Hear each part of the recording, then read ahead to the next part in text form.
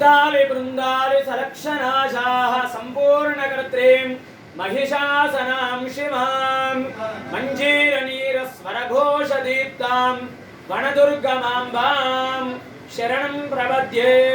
श्री ఏడుపాయల వనదుర్గా భవాని దేవస్థానం తెలంగాణ రాష్ట్రంలోనే ఎంతో ప్రసిద్ధమైనటువంటి క్షేత్రం ఏడుపాయలు.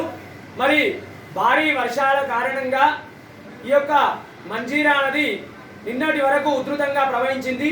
ఈ రోజు నుండి ఈ యొక్క ఉధృతి తగ్గింది.